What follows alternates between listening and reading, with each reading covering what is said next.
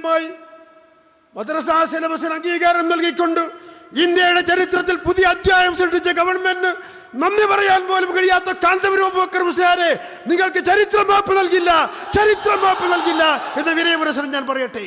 എവിടെയാണ് പിന്നെ നിങ്ങൾ നന്ദി പറയുക? മരിച്ചാലോ? നിങ്ങൾ എപ്പോഴാണ് നന്ദി പറയാ? നിങ്ങൾ അവസാനം കഴിഞ്ഞാലോ? ഹയാത്ത് കാലത്തല്ലേ നന്ദി പറയേണ്ടത്? ഹയാത്ത് കാലത്തല്ലേ നന്ദി പറയേണ്ടത്? എപ്പോഴാണ് നിങ്ങൾ പറയുക? ആ ഗവൺമെന്റാണ് ജനവിധി തേടിയത്. ആ ഗവൺമെന്റാണ് ജനവിധി തേടി.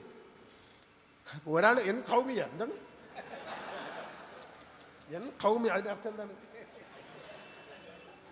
ഞാൻ ഈ ബഹുഭാഷാ പണ്ഡിതനല്ല. ബഹുഭാഷാ പണ്ഡിതൻ കൂടുതലാണുള്ളത്. ഖൗമിയ എനിക്ക് എന്നെ ആരോട് ചോദിച്ചു പറഞ്ഞു യാ ഉമ്മത്തീന്ന്. ചിലപ്പോൾ അതിന് ചാൻസ് ഉണ്ട്. അമ്മാതിരിയാണ് സാധനം കിടന്നത്. ഈയിടെ വളാഞ്ചേരി കഞ്ഞിപ്പുരയിൽ ഞാൻ പ്രസംഗിക്കാൻ പോയി. പ്രസംഗം കഴിഞ്ഞ് ഭക്ഷണം കഴിക്കാൻ ഒരു വീട്ടിലേക്ക് പോകുമ്പോൾ ഒരു വീട്ടിൽ കുറേ ആളുകൾ തടിച്ചു കൂടിയിട്ടുണ്ട്. അപ്പോൾ എൻ്റെ കൂടെ സമാധാനം ഉണ്ടായി. ഞാൻ സമാധാനോട് ചോദിച്ചു, എന്താ ഇവിടെ ആൾക്കാർ? ഓ കല്ലേ അറിയില്ലേ, ഇവിടെയാണ് ഈസാ നബി പ്രത്യക്ഷപ്പെട്ടു. ഈസാ നബി വളാഞ്ചേരിയിൽ കഞ്ഞിപ്പുരയിൽ ഈസാ നബി. ഞാൻ പിന്നെ എന്താണത്? ആ ഒരുത്തം പറയുന്നത് യേശു ക്രിസ്തുവിൻ്റെ വേഷം കെട്ടി ആ താടിയും മുടിക്കുക വെച്ചു. എന്നിട്ട് ഓൻ പറഞ്ഞത് ഞാനാണ് ഈസാ നബി. അപ്പോൾ ഞാൻ പറഞ്ഞു ആൾക്കാർ കൂടിയത് ഓൻ്റെ അനുയായികൾ. ഈസാ നബിക്കും അനുയായികളുണ്ട് കേരളത്തിൽ. ഈസാ നബിക്ക് അനുയായികൾ. എൻ്റെ അവസാനം ഓൻ പണക്കാട്ട് ഞങ്ങൾക്ക് കത്തയച്ചു. ഇംഗ്ലീഷ് നന്നായി സംസാരിക്കും. MA കാരനാണ്. മുസ്ലിമീങ്ങൾ പ്രതീക്ഷിക്കുന്ന ഈസാ നബി ഞാനാണ്. ഇത് പണക്കാട്ട് തങ്ങൾ ഇത് അംഗീകരിച്ച് ജനങ്ങളോട് പ്രഖ്യാപിക്കണം. അപ്പോൾ നബിയും പറയുന്നത് അംഗീകരിക്കേണ്ട ആൾ പണക്കാട്ട് തങ്ങളാണ്. പ്രഖ്യാപിക്കും. നബിക്കും കേരളത്തിൽ ക്ലച്ച് പിടിക്കണമെങ്കിൽ തങ്ങൾ പോകണം. പണക്കാട്ട് തങ്ങൾ. പിന്നെയാണോ ഈ കാന്തപുരം? നബിക്ക് പോലും നബിയാ പറയുന്നത് തങ്ങൾ വേണോ? 4 ആള് എൻ ഖൗമിയ 4 ആളെ കിട്ടിയപ്പോൾ എന്താ പ്രസംഗം? ഇങ്ങോട്ട് കുത്തിയവനെ അങ്ങോട്ട് കുത്തും. ഇരിക്കൂറി കുത്തി നോക്കി. കിഡ്നി മോഷണ സംഘം അല്ലേ?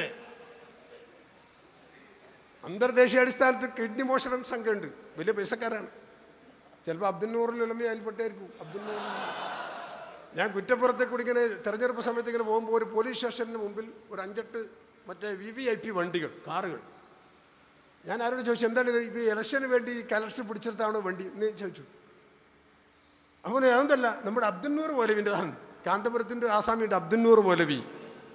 5-8 വണ്ടികൾ. ഇത് ഷെയ്ഖുന സാധാരണ ഓടുന്ന വണ്ടിയാണ്. അതിൻ്റെ കറാമ തന്നെ കണ്ടത്. ആ വണ്ടി മുഴുവൻ സ്റ്റേഷനിലാണ്.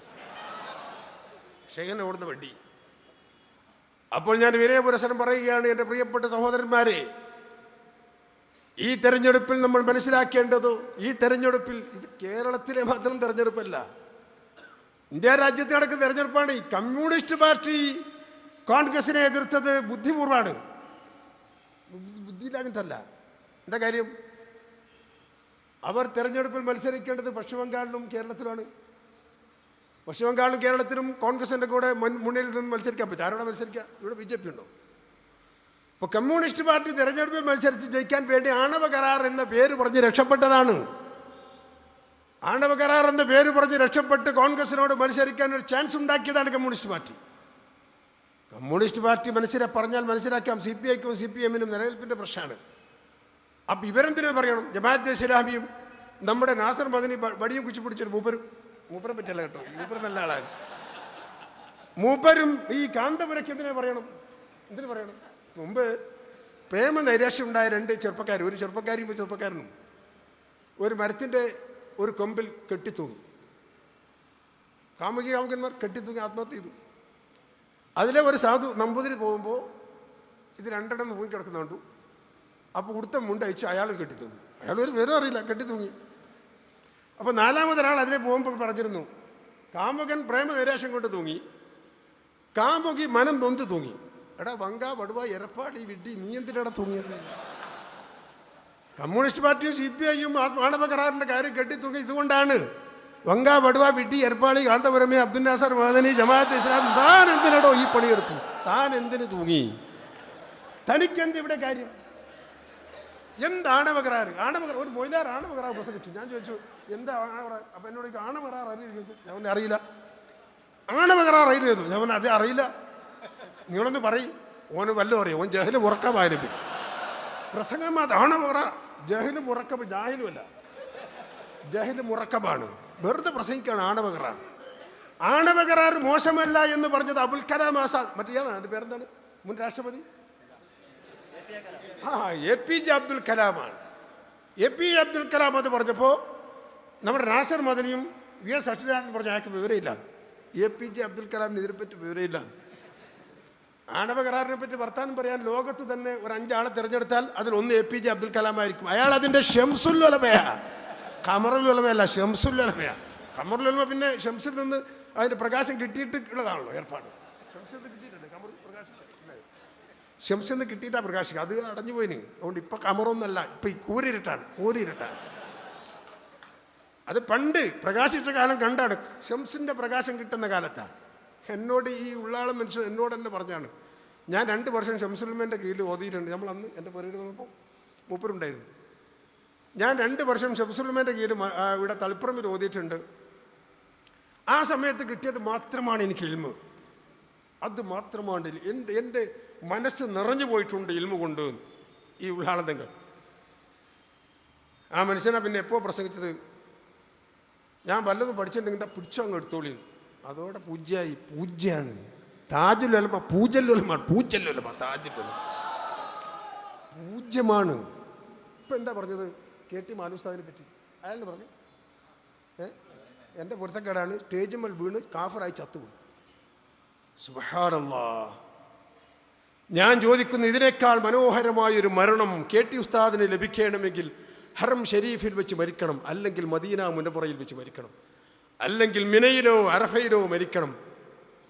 അതല്ലാത്തൊരു മരണം KT മാനു ഉസ്താദിന് കിട്ടാൻ ഏറ്റവും ഹൈറായത് ഇവിടെ വെച്ച് തന്നെയാണ്. നമുക്കറിയാമല്ലോ. ആയുഷ്കാലം മുഴുവൻ ഏതൊരു പ്രസ്ഥാനത്തിന് വേണ്ടിയാണോ കഠിനമായി അധ്വാനിച്ചത്, ആ പ്രസ്ഥാനം തൻ്റെ കൺമുമ്പിൽ ഇങ്ങനെ നിറഞ്ഞു നിൽക്കുന്നു. ആ സന്തോഷത്തോടെ എനിക്ക് വയ്യ, ഞാൻ ഹോസ്പിറ്റലിലേക്ക് പോകാമെന്ന് പറഞ്ഞ് സ്റ്റേജിൽ നിന്ന് ഇറങ്ങുന്നു.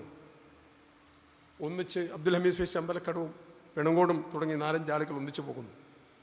ആംബുലൻസിൽ വെച്ച് ആദ്യം വെപ്പ് പല്ല് എടുത്ത് അബ്ദുൽ ഹമീദ് ഫൈസിയുടെ കയ്യിലേക്ക് കൊടുക്കുന്നു. വെപ്പ് പല്ലെടുത്ത് കൊടുക്കുന്നു. മരണത്തിൻ്റെ ഒരുക്കമാ. പിന്നെ വെള്ളം ചോദിക്കുന്നു, വെള്ളം വാങ്ങി കുടിക്കുന്നു. അതിനുശേഷം ഒരു നിശ്വാസത്തോടെ അല്ലാഹ് എന്ന് വിളിക്കുന്നു.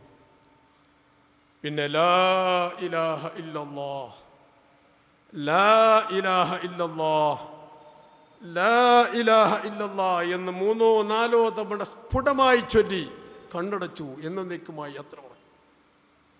നിമിഷങ്ങൾക്കകം ആ മയ്യത്ത് സമസ്തയുടെ ഓഫീസിലേക്ക് വരുന്നു. ജനലക്ഷങ്ങൾ ആ നഗരിയിൽ വെച്ച് ആ മഹാന് മഗ്ഫിറത്തിനും മർഹമത്തിനും വേണ്ടി ദുആ ചെയ്യുന്നു.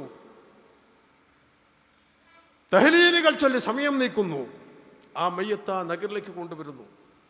മഹാനായ പാണക്കാട് സയ്യിദ് ഹൈദരലി ശിഹാബ് തങ്ങൾ മഹാനവരുടെ നേതൃത്വത്തിൽ മയ്യത്ത് നമസ്കാരം നടക്കുന്നു. അതുവരെ അത്തിപ്പറ്റ ഉസ്താദിൻ്റെ നേതൃത്വത്തിൽ അവിടെ ദ്വായും ദിക്റായിട്ട് കഴിച്ചുവിട്ട ജനങ്ങൾ. ഇതിനേക്കാൾ ഹൈറായൊരു മരണമുണ്ടോ മാനു ഉസ്താദിന്? നമ്മൾ ഏത് നിമിഷമാണോ ഈ ദുനിയാവിൽ നിന്ന് വിട ചോദിക്കുന്നത്, ഏറ്റവും ഹൈറായ നിമിഷമായി അള്ളാഹു നമ്മെ അനുഗ്രഹിക്കുമാറാവട്ടെ.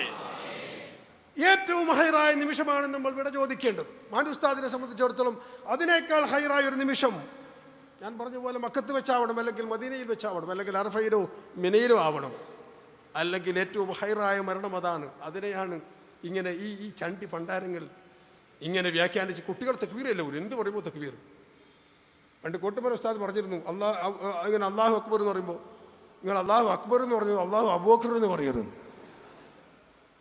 മറ്റവൻ്റെ പേര് പറയുമ്പോൾ അള്ളാഹു അക്ബർ പറയാം. കോട്ടുമല ഉസ്താദ്, മറ്റൊരു മിർഷോയ് ഉസ്താദ് അള്ളാഹു അബൂബക്കർ എന്ന് പറയുന്നത്, അതും പറയും ഈ കൂട്ടർ അമ്മാതിരി ജാഹിലികളാണ്. നബിദിനത്തിന് AP മുഹമ്മദ് സിന്ദാബാദ്, AP റസൂലുള്ളാഹി. അപ്പോൾ AP അന്ത്യപ്രവാചകൻ, AP ഇത് ഏട്ടൻ മൂസറാണ് ഇയാളെ. എളാപ്പം മുത്താപ്പം മക്കളാണ് ആളുകൾക്ക് തോന്നാൻ വേണ്ടി AP മുഹമ്മദ് റസൂലുള്ളാഹി, ഇയാളെ AP ആണല്ലോ. അതുകൊണ്ട് വിനയപുരശ്രമൻ്റെ പ്രിയപ്പെട്ട സഹപ്രവർത്തകന്മാരോട് എനിക്ക് പറയാനുള്ളത്, തോന്നിയവാസം വിളിച്ച് പറയാം, ലക്കും ലഗാനുമില്ലാതെ. ശംസുൽ ഉലമയെ ആരാ ശംസുൽ ഉലമയാക്കിയത്? ആരെങ്കിലും പേര് നൽകിയതാണോ? ഏതെങ്കിലും ഉഷാവറ തീരുമാനിച്ചതാണോ? ശിഷ്യന്മാർ തീരുമാനിച്ചതാണോ? പിതാവ് വിളിച്ചു പറഞ്ഞതാണോ? ഉസ്താദുമാർ പറഞ്ഞതാണോ? ആരുമല്ലല്ലോ. ആരാ ശംസുൽ ബാബിന്റെ പേര് നൽകിയത്? വളരെ സൂക്ഷ്മമായി പരിശോധിച്ചാൽ നമുക്ക് മനസ്സിലാക്കാൻ കഴിയും. ഇപ്പോൾ ശംസുൽ ഉലമ എന്ന് പറഞ്ഞാൽ ഒരാൾ മാത്രമേ ഉള്ളൂ. അള്ളാഹു അംഗീകരിച്ചതാണ് പേരെന്നർത്ഥം. അള്ളാഹു താല തന്നെ നൽകിയ പേരാണ് ശംസുൽ ഉലമ. അതാണ് ഇൽഹാമിലൂടെ ഒരു സമൂഹം ഏറ്റെടുക്കുക. അങ്ങനെയാണ് ജിബ്രീൽ അലൈഹിസ്സലാം മുഖേന മലായിക്കകൾ മുഖേന ലോകത്തിന് മുഴുവൻ അറിയിക്കുന്നൊരു സന്ദേശമാണ്. എന്നാൽ ഇതോ ഇവരിങ്ങനെ മീറ്റിംഗ് കൂടിയിട്ട് ഞാൻ താജുൽ ഉലമ, നിങ്ങൾ മറ്റേ കൻസുൽ ഉലമ, മറ്റേ നൂറുൽ ഉലമ, നാറുൽ ഉലമ.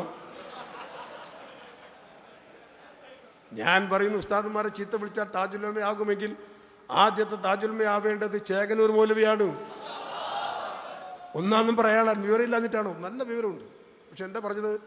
എന്താ കണ്യത്ത് അഹമ്മദ് മുസ്ലിയാർക്ക് വിവരമില്ലാന്ന്. അയാൾ ആദ്യത്തെ വാദം അതാണ്. കണ്യത്ത് ഉസ്താദിന് വിവരമില്ലാന്ന് ആദ്യം പറഞ്ഞത് ചേകനൂരാ, രണ്ടാമത്തെ ഉള്ളതാണ് നിങ്ങൾ പറഞ്ഞത്. അപ്പോൾ ആദ്യത്തെ താജുൽ ഉലമ അയാളാണ്. പിന്നെ അയാൾ കുറച്ച് കഴിഞ്ഞാൽ പറഞ്ഞു കണ്യത്ത് ഉസ്താദിന് മാത്രമല്ല ഫിഖഹിൻ്റെ ഉലമാക്കൾക്ക് വിവരമില്ല. പിന്നെ കുറച്ച് കഴിഞ്ഞാൽ പറഞ്ഞു ഒരു അബൂ ഹുറൈറ ഉണ്ടല്ലോ, ഓനാ കള്ളൻ. അബൂ ഹുറൈറയെ കണ്ടാൽ ചവിട്ടണം, മരിച്ചുപോയി, അതുകൊണ്ട് കാണാൻ ചാൻസ് ഇല്ല. കുഴിച്ചിട്ട സ്ഥലം പരിശോധിച്ച് കുഴി മാന്തി എല്ലായിടത്തും ചവിട്ടണം. അങ്ങനെ കുഴിച്ചിട്ട സ്ഥലം പരിശോധിച്ച് അവസാനം ചുവന്ന കുന്നിലാണ് കണ്ടത്. മാന്തിയപ്പോൾ പട്ടീൻ്റെ എല്ലാം കിട്ടിയത്. ദുനിയാവിൽ തന്നെ ഈ പഹയൻ അള്ളാഹു പട്ടിയാക്കിയത്. ഞാൻ പറയുന്നു, ഇമാം